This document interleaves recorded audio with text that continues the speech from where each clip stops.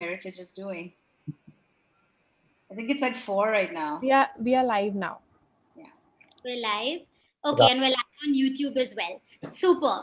So let's get the show on the road. I'm just going to start off with a little bit of an introduction. So good afternoon, everyone, and welcome to the NMEP webinar in collaboration with Art1st. I'm Bharati, Thakore, founder and CEO of NMEP, and I'm totally amped, excited, and thrilled to be here with some of the most forward-thinking change makers, and I'm delighted to welcome our wonderful attendees and Zoom bombers on our worldwide webinar. Well, here we are, and unfortunately, we can't meet in person. And as you sit here today, or stand, or recline, or microwave a samosa, I hope you gain many insights from what I'm sure is going to be a lively and enlightening conversation. Today, I couldn't be more excited because I'm here with some of the brightest minds in education and art. And there are 3 themes we're going to discuss in this panel discussion titled Developing Creative Intelligence, CQ, the essence of student future readiness. 1, why has creativity become so extraordinarily important? 2, why is there this gap between the skills children are learning and the skills they need for the future? And what are some of the new approaches schools and leaderships need to bring in? The COVID-19 lockdown has upended no part of our lives more than in K through 12 education. And this might be just the disruption that the sector needed to get us all to rethink how we educate and question what we need to teach and what we are preparing our students for. We don't have a clue what the world is going to look like in 5 years. How on earth are we going to educate them for it? So what we do know is that all children are inherently creative, curious, innovative, and unfortunately, our education system is killing their organic inborn creativity. So there's this fascinating study done by NASA scientists, actually, where they studied 1,600 young people and then followed them from the time they were 4 or 5 to the time they were adults. And at 4 and 5, they scored 98% on what is called the genius category of imagination. And by the time they reached adulthood, to 2%. So what we know is that creativity, unfortunately, atrophies as we grow. And that is such a pity. So my contention here is that we are squandering the amazing natural talents children are born with, and their creativity is dormant. We need to create the right conditions for each child's unique creative intelligence to thrive. And when I was little, actually, I'm still little. I wasn't liked very much by my teachers. I was a mediocre student and I asked too many questions, which they termed talking back. And almost all children are inherently curious and often shamed into silence with silly adages such as curiosity kills the cat. And when I think about it, this inborn curiosity has served me much more than the content I learned in school. Look at me, I'm here chairing this panel discussion and asking you all questions. So, I laugh about it now, though in retrospect, I do think this environment of forcing children to fit a certain mold certainly did damage my self-esteem, risk-taking abilities, and kind of created a feeling of inadequacy because the teachers and the system did not accept, nurture, and create a safe space for me to be my authentic self.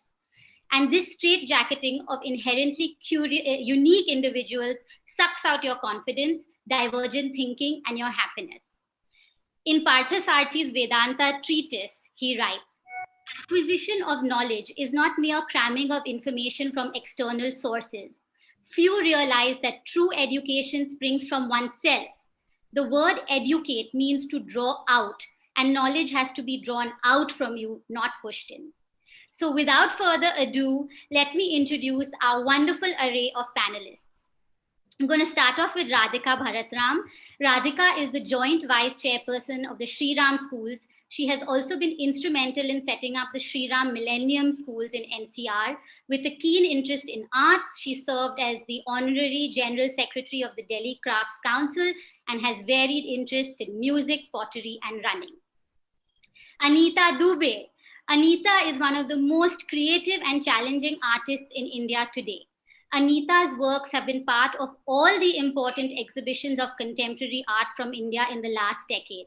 These include the Indian Summer at the École des Beaux-Arts in Paris, India Moderna at the Institute of Modern Art in Spain, among many others. And her works are in the collection of the Tate Modern as well. Anita was also the first female curator of the Kochi Biennale in 2018. Welcome, Anita. We're really excited to have you with us. Roshan Gandhi has a big responsibility on his young shoulders. He is the CEO of City Montessori Schools, Lucknow, the world's largest city school with 57,000 students. An alumnus of Oxford University with an MBA in Education Leadership from UCL, Roshan leads transformation across the CMS schools. And next up, we have Manit Jain. Manit is the co-founder of the Heritage Group of Schools. He has championed the cause of experiential learning, launching it successfully in the mainstream environment. He co-chairs FICCI's school education arm and has earned a master's degree in education from Harvard University. Welcome. Brian Cooklin. Brian is an international educational leader, having led schools across 3 continents over 23 years. As managing director for Nord Anglia in India, Brian will lead the group's strategic development and support the leadership teams of all 5 Oak Ridge International schools, which are part of the Nord Anglia group. Nord Anglia is the world's leading premium schools organization with 69 schools in 29 countries. And it gives me great pleasure to introduce Rivka Sadarangani.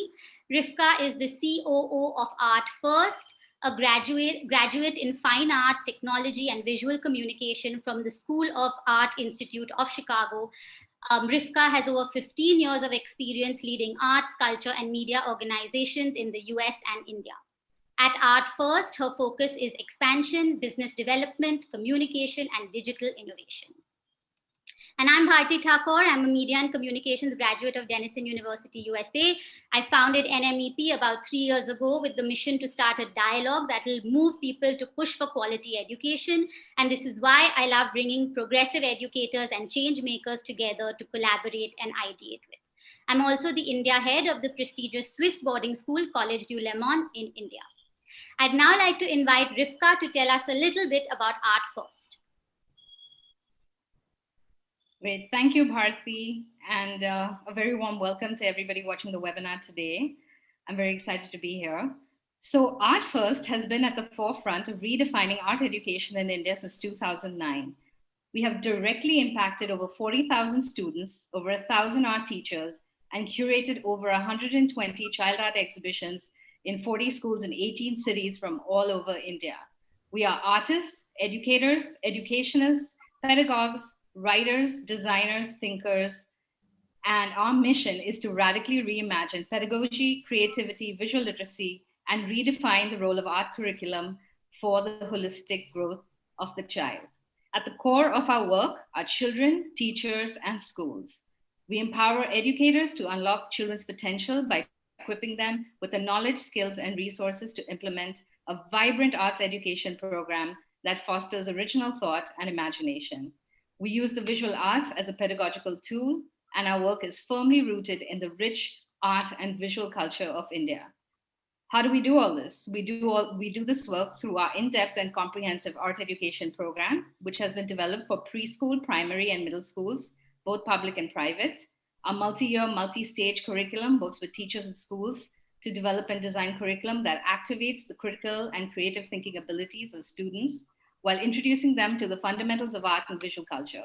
We have recently launched our newest program, our year-long art integrated learning program that works with art teachers and subject teachers to embed the art integration process in schools, which is the latest imperative from the National Education Policy. We also advocate for the importance of art education through our Pan-India roundtables, seminars, and art labs, and recently completed our first Art Education Summit in 2019 in collaboration with the CBSE and the IGNCA. And we connect educators to policymakers and generate conversations around the importance and essential need for art education in our schools and propose appropriate policy changes. Through our publishing arm, we introduce children to the exciting world of Indian visual art through our books series for all children from ages 4 up to 13 plus. And we also produce films that introduce global audiences to the lives and minds of Indian visual artists. All of this supports our larger goal to redefine art and art education in India. Our work has a proven track record with measurable changes for schools and children, and our work is based on research, intensive research and experience, and would be impossible without all our partners and collaborators who believe in these ideas as much as we do. Which brings us to today, and we are delighted to have this conversation with my fellow panelists. Over to you, Bharati. Okay, great. So we're very much on time. So let's start this conversation. Our topic today is Developing Creative Intelligence CQ, the Essence of Future Readiness. So I'm going to start off with my first question, which is to Manit. In fact, Manit has written a really interesting book called Survival of the Humanist, which talks a lot about creative intelligence. So I'm going to direct this first question to you. So LinkedIn Learning has crunched data from their network of over 660 million professionals and 20 million jobs to reveal that the number one in-demand skill by companies was creativity. So it's no stretch to say that creativity is the single most important skill in the world for all business professionals today to master. Why has creativity become so important?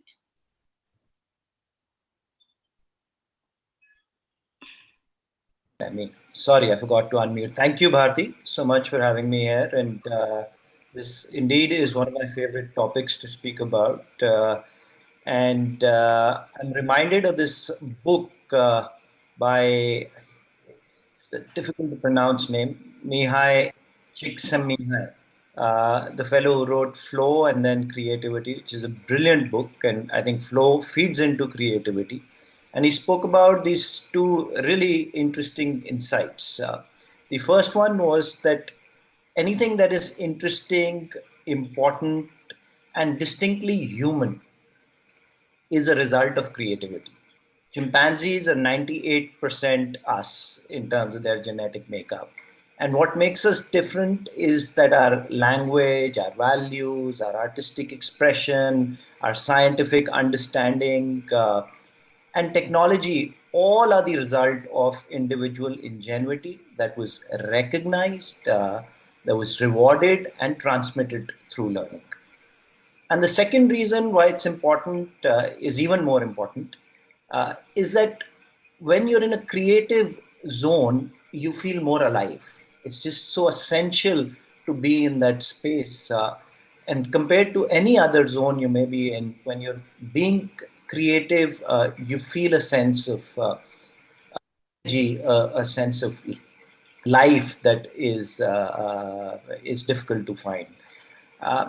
And on this is more on the general level. If we talk about occupations, careers of the future, of course, we're sitting at an inflection point right now.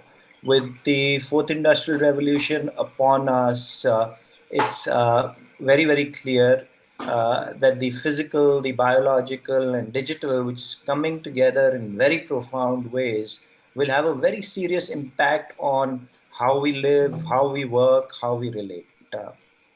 And all repetitive tasks will get outsourced to machines.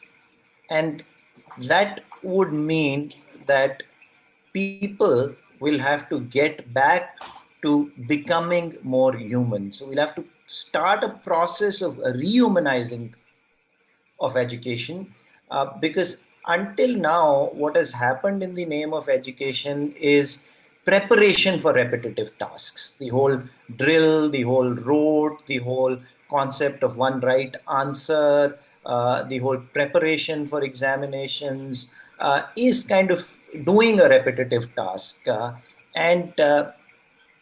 Now, if we don't rehumanize education, then machines will take away a lot of these jobs. So research is indicating, what I think Oxford University ran this research way back in 2013. It's a phenomenal document. Also, the World Economic Forum in 2016 ran this research, and they spoke about two intelligences essentially. One is social, and the other is creative. Social, more at the level of empathy, at the level of self awareness, understanding oneself, understanding others, being able to respond to others' needs, the ability to persuade, to influence, to negotiate conflict. Trustworthiness. Some of these qualities come under the category of social intelligence, and creative intelligence, of course, the ability to put disparate bits of information together to create a whole, to think originally. Original thinking is also one very big problem now, as you curiosity. Again, there's another study that I read of where they say kids until the age of 8 ask as many as 100 questions a day, and then it goes down to under 10. And I think there needs to be some kind of a mechanism to sustain that curiosity for the child. And actually, in COVID times, there's another intelligence that has become very important, and that is global intelligence. The kind of connections that we've seen people making in the last 6 months, really physical, geographical boundaries now have no meaning. Our lives have transformed significantly in just 6 months. And global intelligence, again, is talking about acceptance, about adaptability, adaptability in the sense that you have to forecast what is going to happen, you have to envision the future, and you have to respond to it flexibly and in time. Because the pace of change and the scale of change that we're seeing right now is absolutely unprecedented. So I'll stop here. Okay. Yeah. Okay. But so if you were just to name like the top 3 skills and traits that would be required, you think, for future jobs, what would they be? Empathy, curiosity, and critical thinking. Okay, fine. So my next question is to Roshan. Roshan, you know, you're a tech expert. You're an advisor to a number of tech companies. Do you think creativity is important for people in science and technology? Yeah, absolutely. Well, thank you so much, Bharati, for having me today. In answer to the question, is tech important in science and technology? Absolutely. I mean, for all the same reasons that Manit was sharing about the changing world and the uncertain scenario that we're moving into, creativity is probably the most important skill to have in any field. And that includes very much science and technology. And I think for years, not just in India, but around the world, the whole focus on science and tech has been developing the very specific hard skills of conducting particular types of science experiments and learning the background knowledge about science. And all of that is an important base for anyone to have, for sure. But ultimately, what's far more important is knowing what to scientifically investigate and why to scientifically investigate it, right? It's knowing what is important to study and how is it important to create new ways of going about studying it. So that's what the scientific field is all about. And the original purest form of scientific inquiry, the scientific method, was always about creativity. You have a hypothesis and you're supposed to find creative ways to prove or disprove that hypothesis. Now, that somehow got lost in the education system that is built up over time, but it needs to be regained. In tech specifically, it's absolutely vitally important to have creativity, because well, what we're seeing now is that we've got armies and armies of people who are trained to code, who have the ability to write lines of tech code and computer programming, but they're not able to come up with new things to code or decide what is to be coded.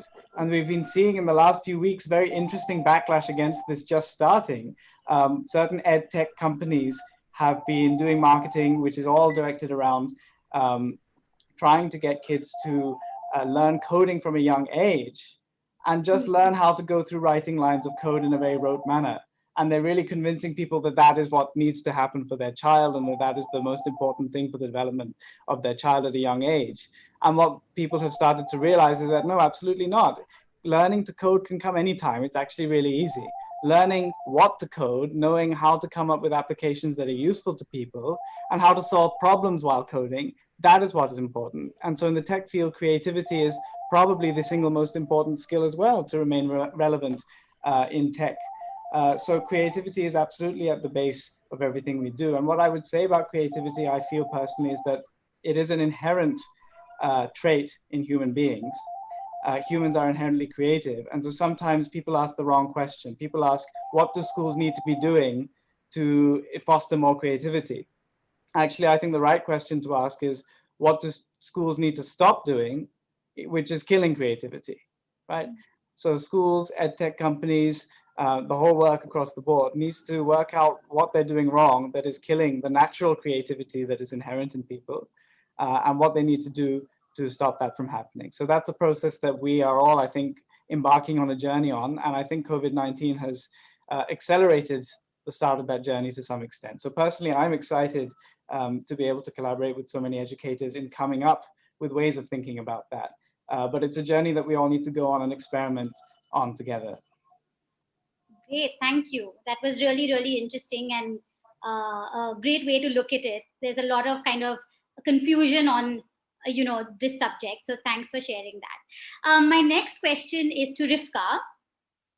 So Ken Robinson, in his most watched TED Talk ever on how schools kill creativity, which I'm sure everybody has seen, he says that there's this hierarchy of subjects around the world, with math and science at the top, social sciences in the middle, and the arts at the bottom of this hierarchy in schools around the world. So do you think that this hierarchy is now out of date? And today, and do the arts have an extremely important role to play to boost this creative intelligence that we're talking about? Yeah, absolutely. I think we're missing the point by relegating arts to a hobby or an activity, or to it needs to take center stage, in fact, in a lot of ways, and it can. I mean, if there was an interesting fact I was reading, that the top 10 jobs today in the world actually didn't exist 10 years ago. And actually 10 years from now, we actually have no idea what kind of new work there is going to be in the world. But beyond even kind of an economic imperative need for this idea, I think there's a very much human need for the importance of art and the role it has to play in creativity, of course.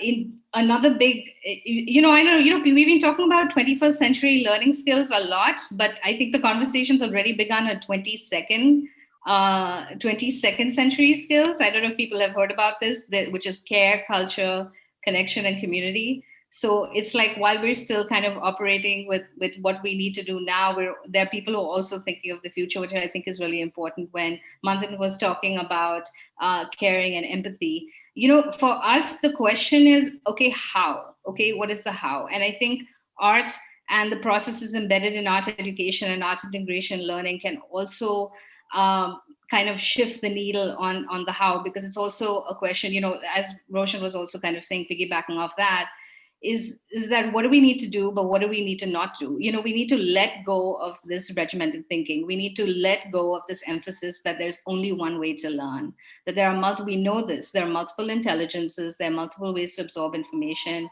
It's about nurturing and nourishing the curiosity, the open-mindedness, the creative thinking facilities of the child, and really creating, also empowering educators to do that.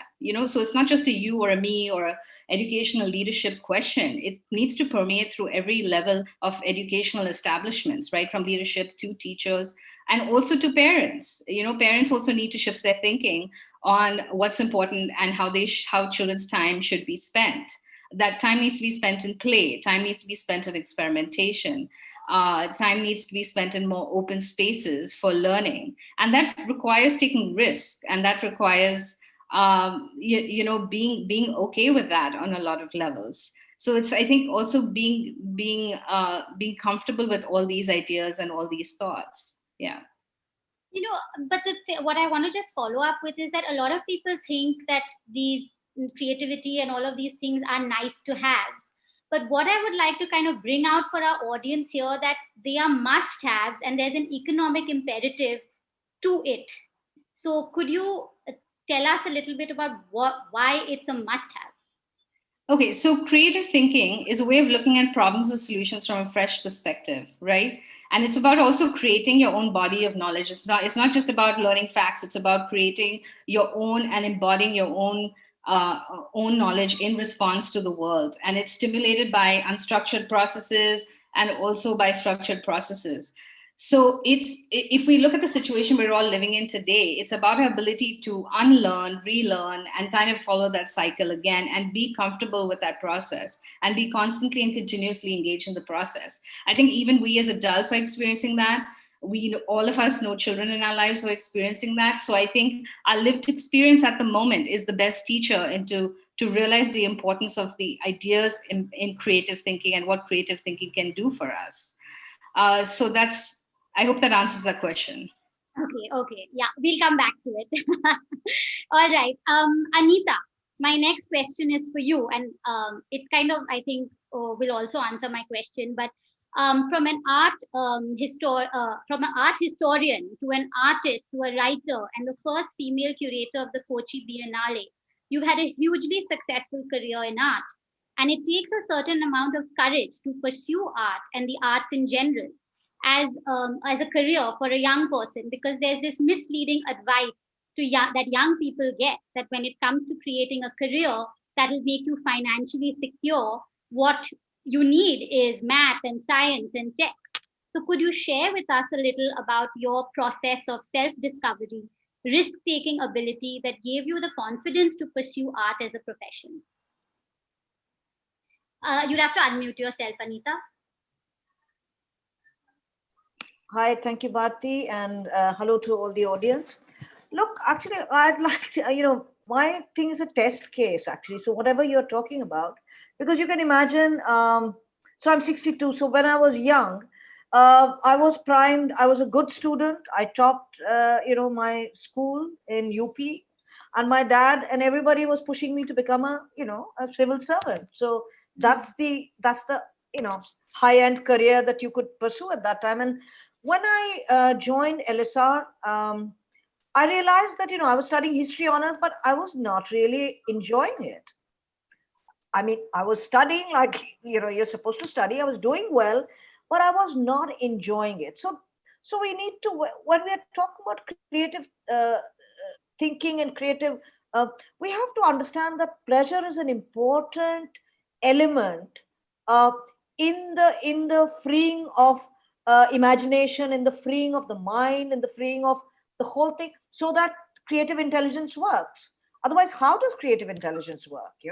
So one of the key things is that you have to understand that if you're not enjoying something, maybe one has to rethink.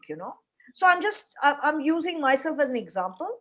And at the time that I was studying, I was writing some poetry, and I just had a curiosity, so I would go to art exhibitions and see work.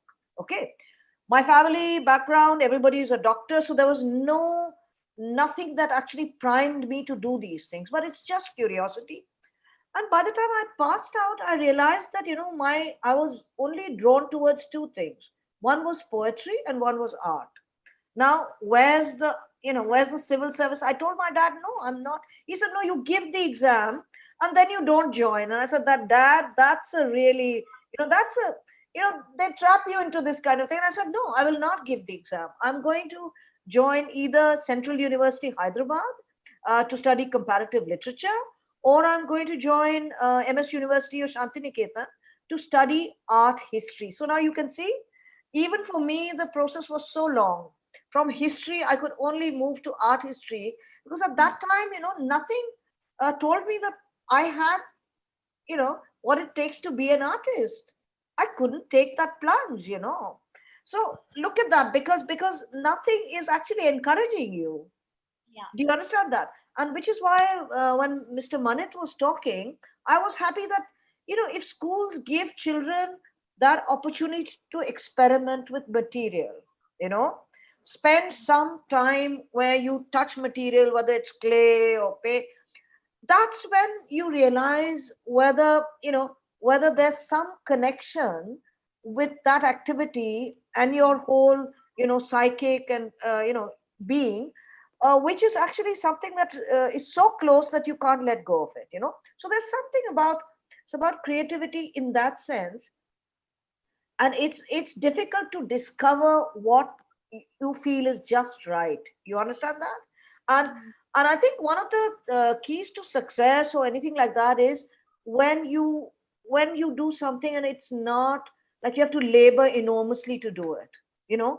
It comes fairly effortlessly because the imagination has been freed, and you know, you're moving in, as somebody used that word, flow. You know, exactly. So flow is very important, because when there's flow, there's a certain amount of effortlessness, and you're able to take those jumps and risks, you know, whatever we are calling risk. And so it's a kind of a leap in the dark, right? So all those things happen only when you have this kind of, you know, flow within within the material that you want to encounter, or you're touching, or you know, you've sensed it, or you're imagining, and you take that leap, you know. So just to share that, so you know what I mean. So from there, you know, art history, I joined art history, and it took me another, so I wrote some text as an art historian, uh, uh, but then there came a time when I started to touch material, okay, which means physical. So I'm a sculptor. So let's say it was cement and wood, and when I, you know, when that happened, I thought that, look, even artistry is not enough. This is where I have to go. And actually, I'm a self-trained artist. I mean, I never studied painting, sculpture, any of these, you know, physically. I never studied. But that's the curious part of it. And then when you start actually working, you take that on and you say that, look, I'm going to take that risk. I already have a degree in art history, so I can always practice writing or teaching. But this is what I'm feeling really connected with, and I have to take that risk. And so, you know, it was very difficult. I must tell you that, you know, it's not easy, because nobody is. Even my parents said that, you know, you've been just, you know, you're doing this and then you're doing that. You're totally scared, you know. And I said, no, Dad, there's something that's actually really pulling me to become an artist. So it's you know. Thank you for sharing that. And I think that's inspiring for so many people. So yeah, I mean, like you're saying, there's this like kind of, you know, it's really sad that so many kind of very talented and brilliant and creative people are pursuing things like engineering and science and sadly failing to succeed.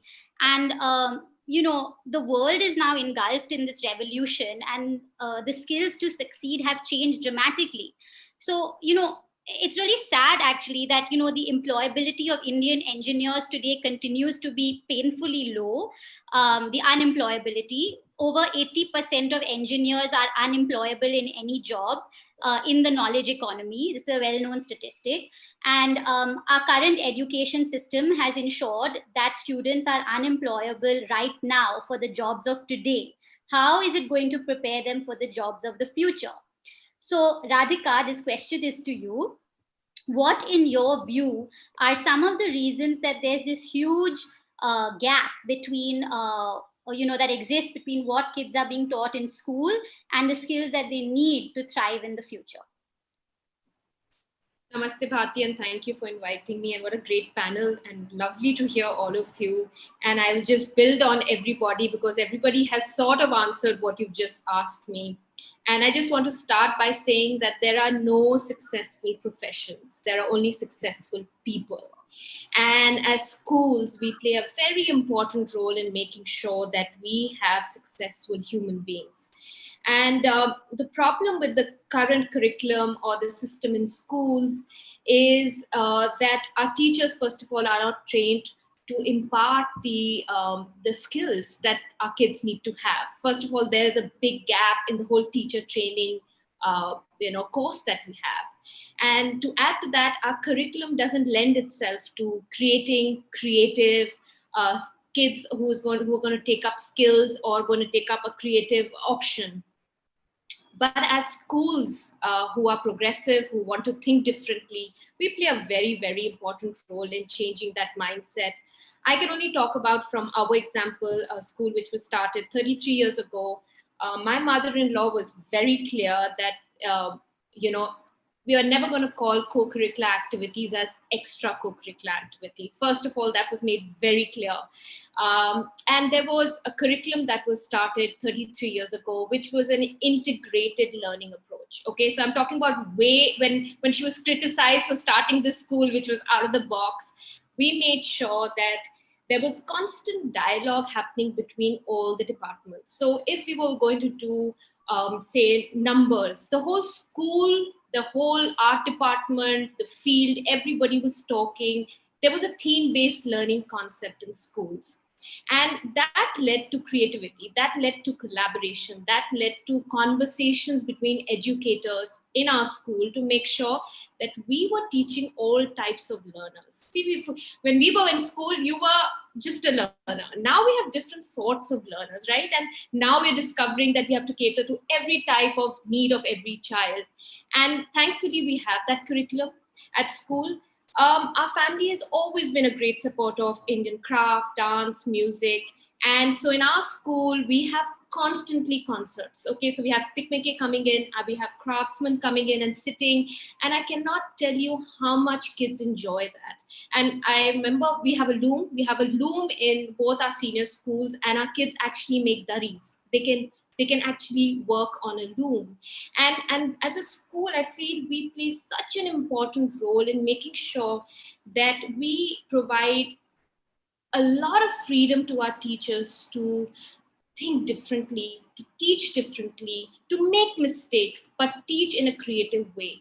And I can give you many examples where we've had students, we were doing Macbeth, and we introduced Kathakali dance, which everybody knows, I think. And they did the play in Kathakali outfits, totally driven by kids. And that only happens when you create an environment where kids have freedom to think out of the box, and you have your teachers who are just facilitators. And, I think going forward, we can see that the NEP is talking about flexibility in senior school to choose between science and arts. We hope that it happens. There is talk about, in universities to have a 4-year liberal art course. I think those are all, steps towards making a very creative society. But as educators, as people who run schools, we always have the flexibility to change what happens in a classroom. I think Manit also knows that his school does a fabulous job of it. And, we just need to make sure that that is happening. And I think we will create people who are happy. We will create individuals who will follow their heart. I remember I used to love music as a kid, and I lost that passion, that love for it, but I've gotten back to it. So coming back to that, I think the new generation doesn't really care. They want to follow their heart. They want to follow their passion. And as homes, as parents, as a community, we need to encourage our children to take that forward. And I don't think being an engineer is the end all and be all of it. I see that at my home. I see my kids who are so creative, making electronic music, coming up with albums. I think you just need to provide an environment where they can let go and discover themselves. So I hope that answers your question. Yeah, absolutely. And you were telling me on the phone that your son is combined music and engineering, right? So he makes electronic music technology, and yeah, he wants to do engineering, and I love it. I think it's fabulous. These kids can discover these fabulous ideas. It's all creativity, isn't it? Thinking out of the box, and that's what you want to do. So yeah. Thank you. Thanks for sharing that. All right, Brian, you have lived and worked around the world. I have a very important question for you, because as in our education system here, the board exam is like a huge deal. It is like the be all and end all of people's lives. So what is your view on this assessment form like standardized testing and board exams? Do you think that they are assessing the right skills? Well, good day, and thank you very much for this opportunity to join in what I think is a very stimulating discussion. And I think it's, first of all, important to say how much I agree with the points all the previous speakers have made. Because at the heart of this, let's please remember, is the individual child. So the question of, for example, teacher training, absolutely critical, because if we don't get teacher training right, we're not going to improve the situation. But it begins with treating every single child as an individual. Now, interestingly, you opened by saying curiosity killed the cat. That was your experience. Very few people quote the other half of the adage, satisfaction brought it back. So I don't know how easy it is to satisfy a cat's curiosity, but I know it's pretty difficult to satisfy a child's curiosity, particularly at a young age. When it comes to assessment, well, let's just stand back for a moment. Because of COVID-19 around the world, for the first time, we've had to see exams abandoned, cancelled in so many countries, curtailed, shortened, and suddenly it's possible still for life to go on. Isn't that a surprise? Because before that, you would have believed the only thing that was important in your life at that age was to pass this next exam. If you think about it, nobody asks you as an adult, usually, what did you get for CBSE? They ask you what your last degree or qualification was. Oh, it's a master's, it's a PhD. So whatever the last thing is you've done, but we use these simply as markers. Now, they're useful merely as tools. Educators in schools often criticize the fact that what we're doing is driven by universities, because universities say, if you don't have this, you won't get into this course, or you won't be able to do that. So everybody stresses and pushes that that's the important thing.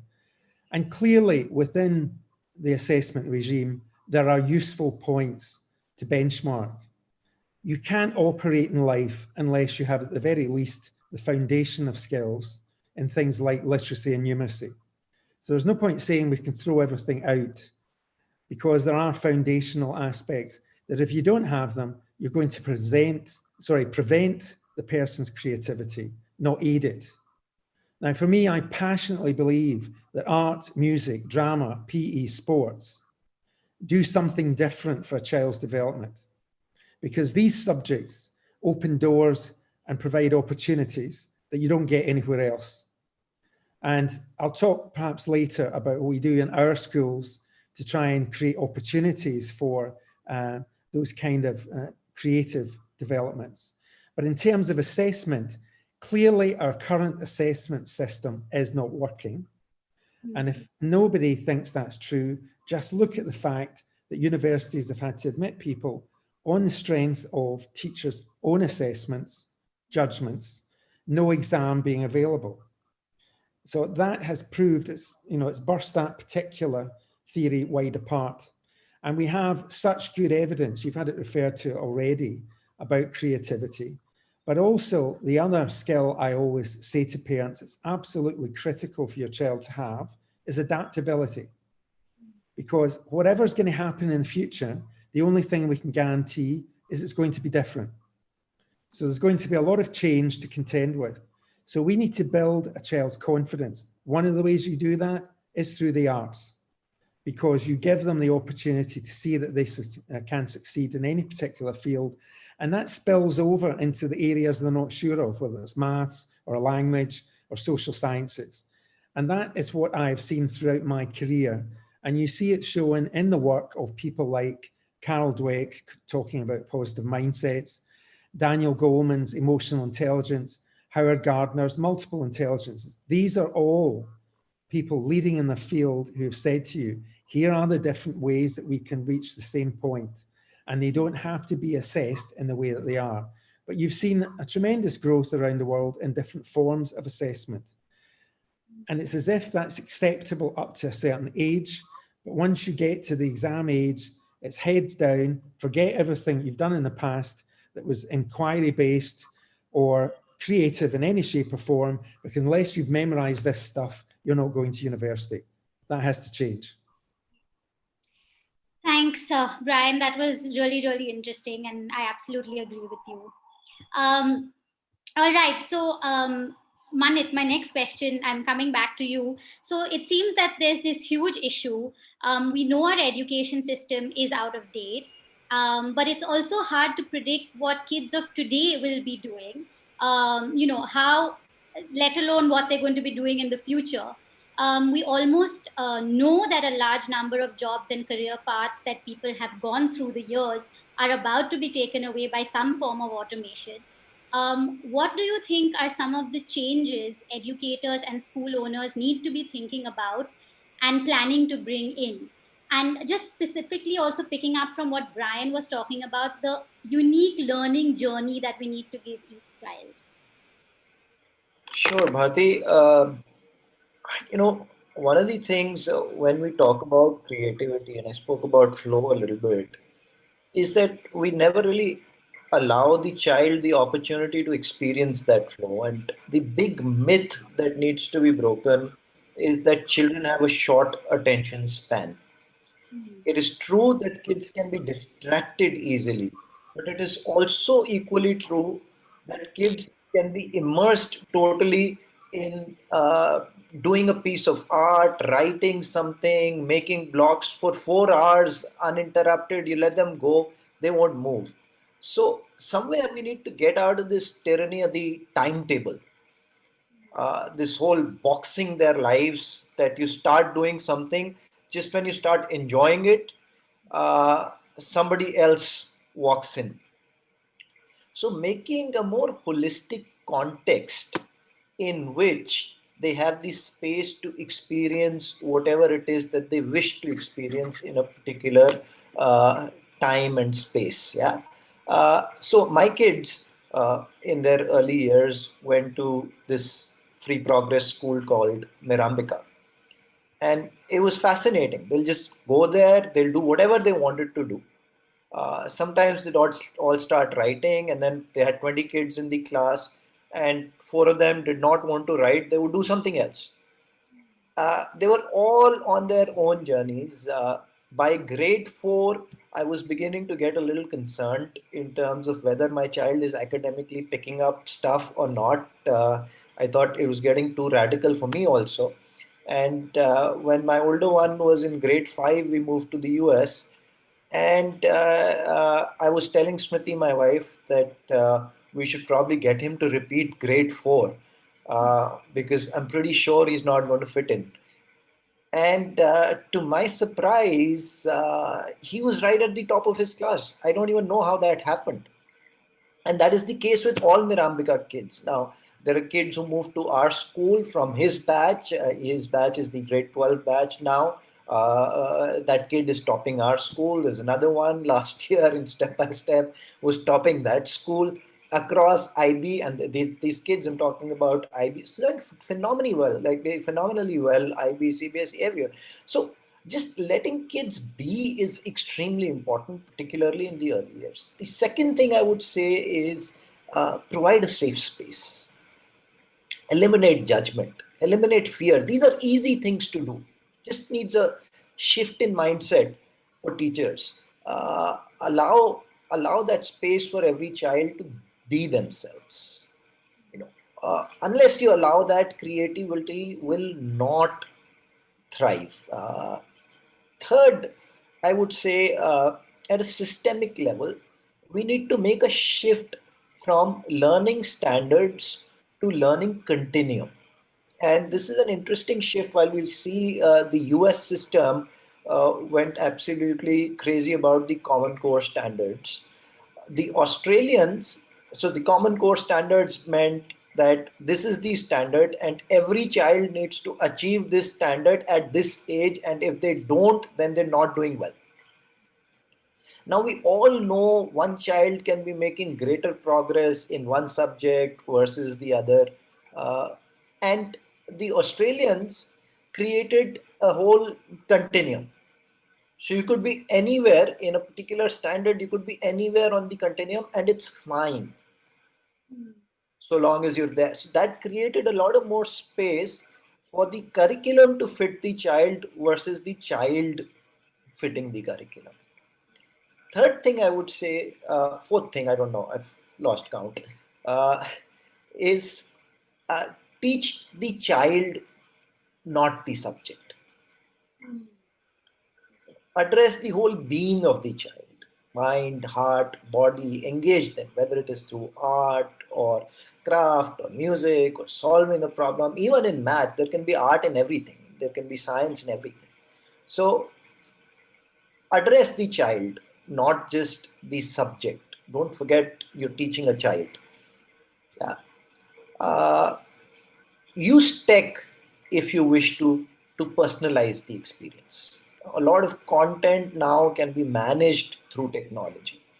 Don't look at yourselves as technology, as content deliverers alone. So that role needs to change.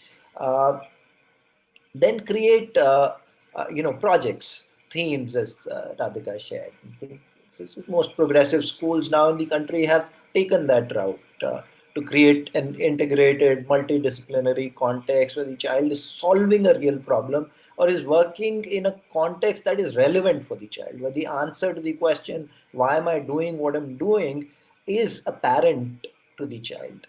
Another thing is around collaboration. Make them work in groups. We need to build their capacity to relate. And we don't allow that space right now. And as somebody said, the most abundant and the most underutilized resource in a classroom is student thinking. We never let it surface. It's all about the teacher's thinking, and that is such a precious resource. And the moment we're going to talk about creativity, if we don't use that resource, if that stays dormant, then our children will not become active learners or creators. And at this point of time, gone are the days when the Fiat and Ambassador could do with changing the headlight design once every 15 years. The world is getting too personalized. It's just too much innovation. Everything gets obsolete every 6 months. We will need a lot of creativity. As one of you said, it's both a social and an economic imperative now. Thanks, Manit. Thank you. So Rivka, what about you? I mean, similar question. If you were to suggest some new ideas, because I think a lot of our viewers want you guys to share some ideas on how do you create the right conditions and opportunities to develop CQ in children to equip them to face the future, and what are some of these things? What are some of the things educators should be thinking about? Sure. Well, to begin with, art needs to be considered a core academic subject along with every other academic subject and have equal weightage. That's one thing that needs to change, I think, immediately in schools. Also, the A needs to be put back in STEM, so equal weightage again with science. Teachers working in cross-curricular STEAM settings often see their students making connections between concepts and solving problems in new and exciting ways. We're seeing children having a lot more aha moments when you put the art in STEM. So that's definitely something to think about. Art integrated learning as an approach has great potential to transform learning environments. It engages, it's experiential learning, it's flexible, it's enjoyable, it links between subjects and real life, it supports authentic experience, students are really motivated. We've seen great shifts in their psychological profiles. Our mentors have observed their creative expression has developed. With the freedom to create, children feel more confident and discover new ways of looking and thinking. So definitely art integrated learning is something we're looking at very closely. We've also talked about having, you have a biology lab or a chem lab. Why not have an art lab in your school? Create an environment where children can come and create freely, where they're equipped with the tools, the materials, the resources. Also, in having an art section, having a section focused on art in your library, and having books focused on, and also India has such a rich visual culture. We need to kind of bring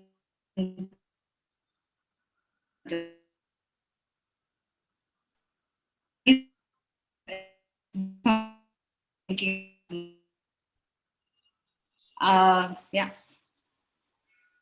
Okay, we lost the last part, but I think I'll move on. Brian, my next question is to you. Since you've lived all over the world and you've, experienced new approaches in different schools, in Hong Kong and other parts of the world, what are some of the things leaderships, should be thinking about and bringing into their classrooms to prepare students for the fourth industrial revolution?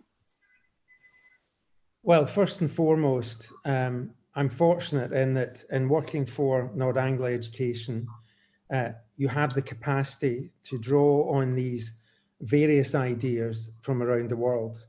And I think it starts with what's already been mentioned.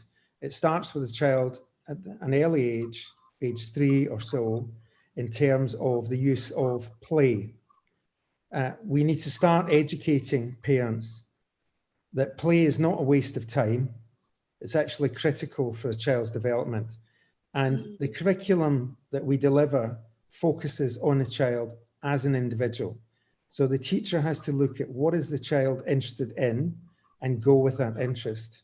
And everything that we design, whether it's play equipment or what's in the classroom, is connected to that. So you begin with that and you build that curiosity. And then that's enhanced by the fact that as a large company, we have collaborations with MIT, with the Juilliard School of New York, with UNICEF, and we have our own global campus. Now, each of those embodies these ideas that I'm talking about. So Global Campus, for example, links every child with every other child in all of our schools around the world. So you're talking about 70, 80,000 children, and you can be working with a child who's in school in Bratislava or Boston or Beijing. And it can be working on photography, on creative writing, on different projects. But what they enjoy about it is that global mindedness, that outward looking approach, which is another way of encouraging creativity. When it comes to Juilliard School of New York, then they train our teachers and they give opportunities in music, dance, and drama. And again, this is releasing the creative energy of the child.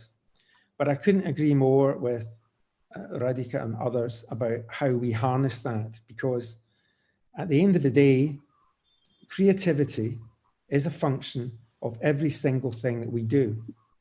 We just don't use it enough at the moment. Or, as you said at the beginning, we squash opportunities for it. We crush it out of a child as soon as we possibly can. So we have to be doing the opposite. And what I love about things like, we have a term like MIT challenge, and it is a STEAM challenge because it's always for us been including the arts. And when parents argue with me, well, why is it STEAM and not STEM? I just give the example of Apple. Why does anybody buy an Apple product? The technology is available at other providers. The reason they like Apple is they like the design. They like the look of it, the feel of it, the user-friendly nature of it. That's why. And as soon as you say that, they get the point about STEAM. But it's a pity you have to explain that to them in the first place, isn't it? Because they have lost their own sense of creativity and their own sense of understanding of the importance of it. So when we give these challenges, it's great to see how children rise to challenge. So one of the first ones with MIT was, what are you curious about? So we got 800 different ideas from 800 children in one school. And there were wonderful ideas like, why do we need space of any kind? What's it for? Does a dog have a soul? Now ask Ask the average adult. I don't think they would give you these kind of notions at all, because we are the products of the sausage machine we've gone through, and we've ended up as the product that people wanted, you know, to fit in, as we were saying earlier, with you should be doing a civil service exam, you should be becoming a doctor, you should be an accountant, you ought to do this. This is what everyone else is doing. This is what your granny did, so you ought to do the same. It's the kind of message that's constantly given. And the beauty of doing things like these challenges is you're not putting any number in the frame. And what I really like seeing was seeing those children with their 800 different ideas, then debating and discussing why I want this idea to be pursued. What does it give me?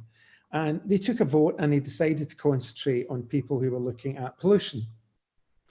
And we got 5-year-olds to take samples of water from where they live, bring it into school, and the 15-year-olds showed them how to do pH testing. When would you ever have that normally in a school?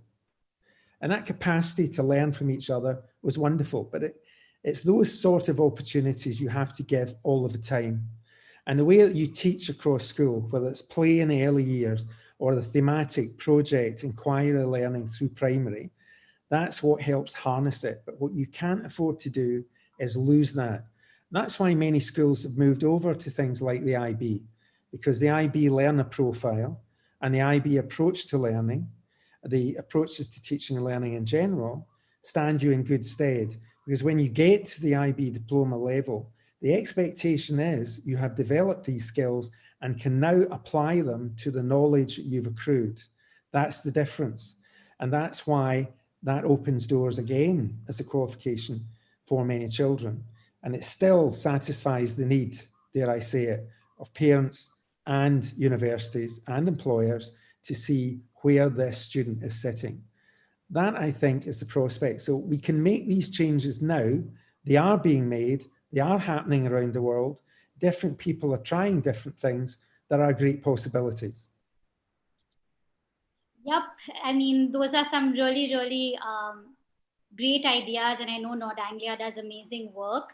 But, you know, what I kind of hear from a lot of school owners and principals is that, you know, they're often talking about things that are like mandated by the board, or that it's a very rigid curriculum and things like that. So Roshan, I kind of wanted to ask you this question. Do you think that schools have enough kind of freedom at the school level to bring about some of these changes, or are they restricted by, they have to follow the NEP or they have to follow the board or whatever? It's a very valid question, because of course all schools are operating within a political and policy environment, and they are therefore subject to certain constraints. And if schools went off and completely, you know, got a creativity only curriculum and said, let's forget about, you know, competitive exams and things, then in the current environment of board exams, parents will stop sending their kids to our school, unfortunately. But that doesn't mean that there isn't any space at all to do that, and to do at least some of that, and to start moving in that direction. And I think, you know, we've been lamenting for years the fact that the boards have not recognized the need to somehow adapt themselves to stop putting this pressure on schools, so that schools have the space to be creative. But I think if schools start showing the benefits of creativity, and we have that movement from the bottom up, then we may have more chance of success of a shift at the board level. So there has been some positivity in the NEP, an indication that they want to shift the board slightly away from rote learning, but it remains to be seen what form that will take. But even without waiting for the boards, first of all, up to class 8, schools have quite a lot of freedom. And what you do in classes 1 to 8 is unlikely to seriously affect that much the performance in the boards, provided that the core learning happens in classes 1 to 8. So how you go about the learning up to class 8 can evolve really quite easily, and there's, I don't feel that schools have the, you know, should use it as an excuse not to change, that the board exams are in a particular way. Even now, even in the past few months, you know, I can speak for our school, where we found that because we've switched to online learning, back-to-back continuous online lessons are not practical, so we can't just mirror the school timetable 100%, and we needed to therefore impart learning asynchronously, and yet we wanted to cover the same syllabus, and so we found creative ways to cover the same syllabus content, but in other ways, which involves project-based learning by the kids, right? So suddenly this pushed us to introduce project-based learning, not in place of imparting the curriculum, but actually in order to impart the curriculum in less time. So the realization hit us that that is possible, right? So these are the beginnings of a culture change, and there should be no reason why that can't continue and happen even more and more.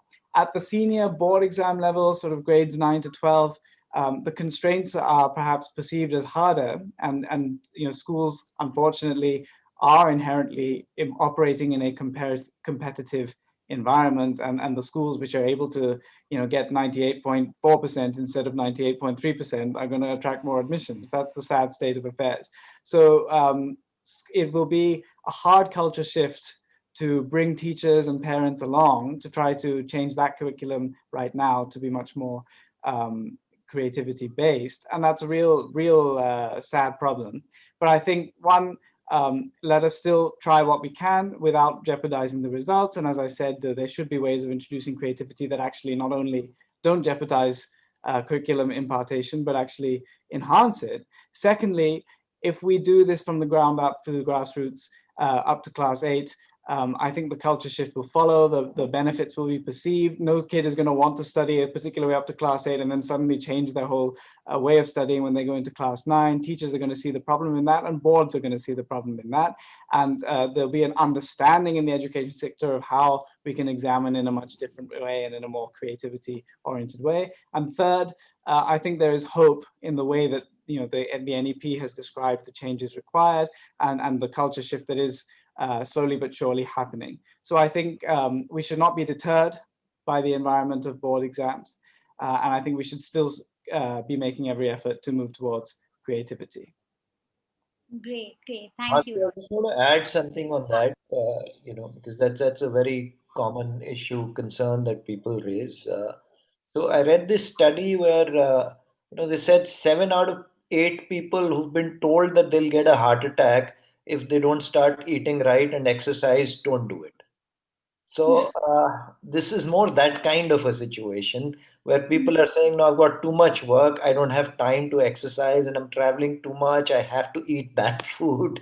And really, if there is a will, there is plenty of latitude with CBSE and all other boards to make whatever change you want to make, particularly at the elementary level.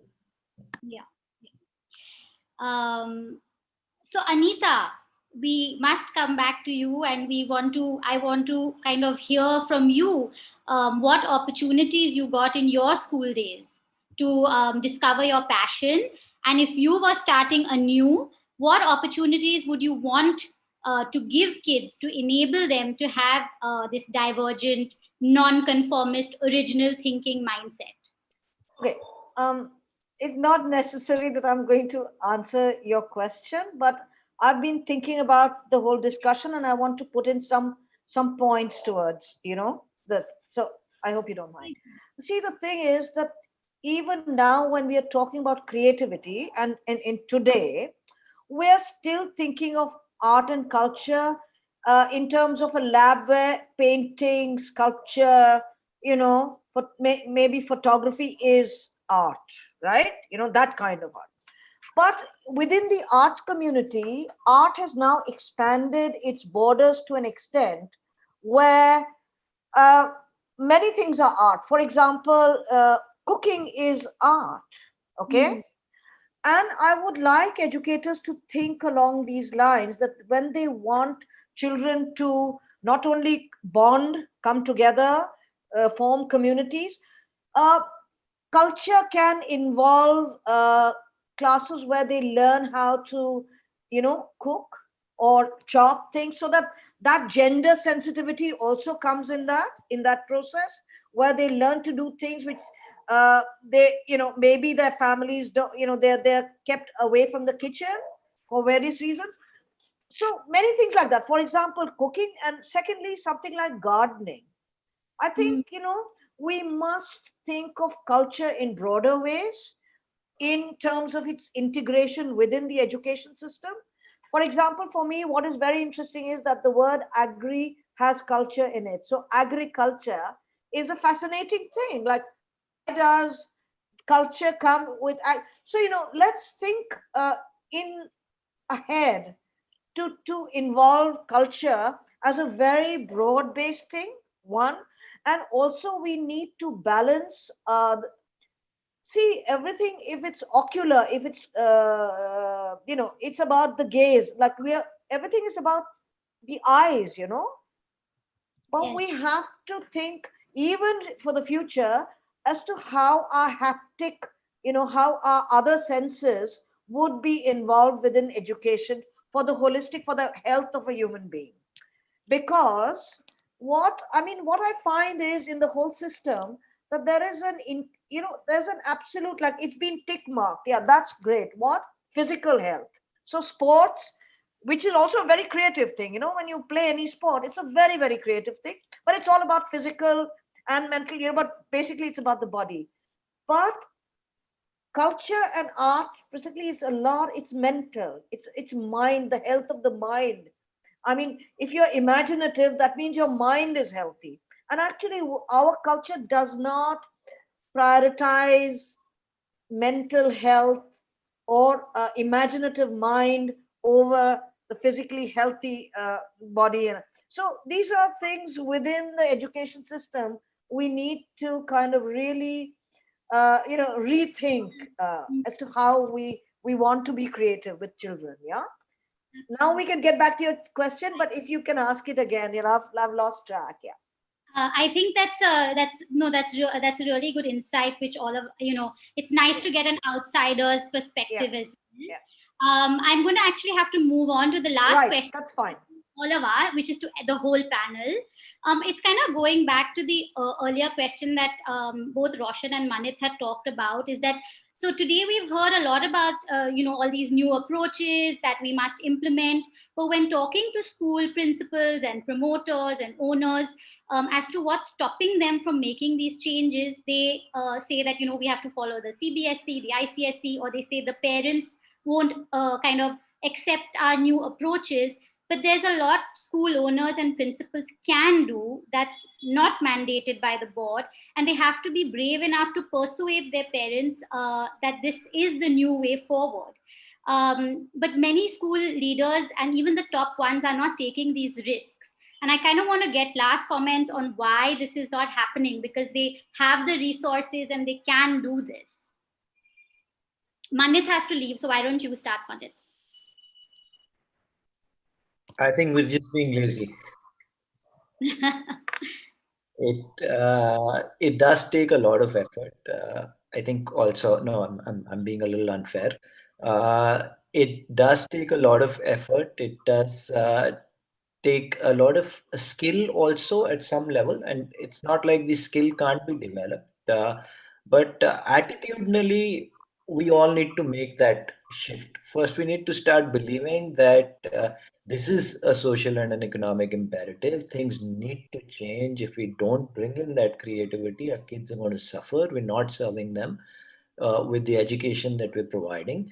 And yeah, it is going to be difficult for low cost budget private schools to make that shift, but for many of the other schools that are probably in the 50,000 plus range, it is more a matter of committing ourselves to it, and committing ourselves also to learning from other institutions where it is happening. In our case, that journey began with institutions like Mirambika, like the Krishnamurti schools, and many of these schools don't have a lot of resources, and they were still being able to do some incredible stuff. So, yeah. Thank you so much. I'm really sorry. I need to step into another meeting. Wonderful talking to all of you, and thank you to the audience for listening. Okay, so the rest of the panel, please feel free to come in whenever you want. This is an open round. But what's stopping people like yourselves from bringing about some of these changes, if not more? I can go quickly. And I think, I feel that as educators, as institutions, it really doesn't stop us. And if there is a will, there is a way. And the most important thing for us is to involve the parents. You need to educate parents as well. So it's not just about educating the children. You have to build a community. So at least at TSRS, we try to build a community. Our parents are always part of what we do. We have these crazy events called Mad About Heritage, Mad About Environment, Mad About Science, Mad About Maths, and they are all driven by the parents. They are the educators. So we provide them with the boundaries, we provide them with what needs to be done. And these parents go crazy and they just love it because they are partners in the journey of their child. And that is very, very important. Going forward, we have to build communities. We have to pull parents in to let them know that this is the way. It's like you have to also work on their mindset. And I'm glad a lot of schools are doing that. I know abroad it has always been where parents came to school, it was a community building, and it's going to happen in India soon too. They have to involve the parents and get their buy-in. And that will only happen when you have an open door policy, when schools are open to parents to be part of that very important journey that your kids are going to take. So that would be from me. Anyone else? Yeah, sure, Bharati. Yeah, from our working with schools, definitely we have open meetings with parents and kind of share all our information and knowledge and process with them and bring them on board. I think echoing what Radhika was saying, it's like making them part of the community of learning for children and in the school is really, really important. And letting them know that they have a very, very important role in making it a successful experience for their child. So that is really key. Also, one thing we would emphasize is empowering educators. Educators and art educators especially are kind of teachers, I think, are our unsung heroes. They need to be given their place in the school and also be given the tools, knowledge, and resources to do their work. So that is something I would say is really, really key to look at that. And how do we do that? A lot of teachers are overburdened or are playing multiple roles within an ecosystem. So I think there's a huge opportunity there for the role that teachers play in our schools, along with parents. Wonderful. Okay, so I think I'm going to take some questions from the audience now. I just like one or two because we're way over time. So there's a question for Mr. Gandhi. I agree that the education system is kind of killing inherent creativity. However, the conversation has only been about developing creative imagination, even in the NEP. What are few classroom strategies that would help children to stay creative? And do you have any resource in this direction to share? So really interesting question. And I think we should, share resources and things after this, and a number of teachers and people with much more classroom experience than myself might be able to share more strategies on that. But I think, to address your wider question, to foster the creativity in children, I think a very important step is also to foster creativity in teachers.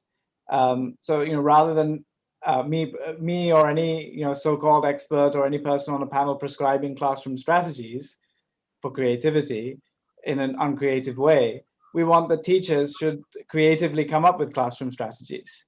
And that is the best way, in turn, to foster creativity in the classroom.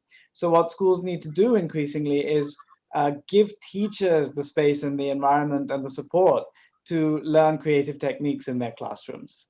And I think if they do that, that's the first step on a culture change towards a classroom culture of creativity. So first, teachers need to understand how to be creative themselves, which schools can do by giving them the time and space and support to do that through action research, through trying out new techniques, while trying out new techniques, having someone like a coaching figure coming and modeling better practice in their class or discussing ideas with them. teachers engaging in collaborative communities like professional learning communities of discussion and sharing of good practice and supporting each other to enhance classroom practice. So through all these methods, we can boost the creativity of teachers, and then teachers can creatively come up with practices in the classroom to foster creativity among students in turn. Okay, thank you. Thank you for answering that question. I think I'm gonna have to wrap up because it's 5:19 and this was supposed to go until 5 o'clock. And I know all our panelists have appointments after this. But just to kind of summarize a little bit, I've learned, all of us, I can speak for the audience as well, we've learned so much about, how important empathy is, from Anita about how important it is to, follow your passion and love what you do. So much from Brian about what's happening around the world and play. From Radhika about what happens at the Shri School, and of course from Roshan and about City Montessori and the technology world, and Rivka about art integrated learning, which I think is an amazing new educational approach. So I want to thank you, all the expert panelists, Radhika, Brian, Roshan, Rivka, and Anita for being here, and Manit, of course. Please do continue this conversation. And I have a Facebook group called The Good Teacher. So, audience members, attendees, please post your comments there. And thank you very much for being here. Thanks a lot. Thanks a lot, Bharati, for having us. Thank you for having us. Thank you. Thank you, everyone. Namaste and bye-bye. Stay safe.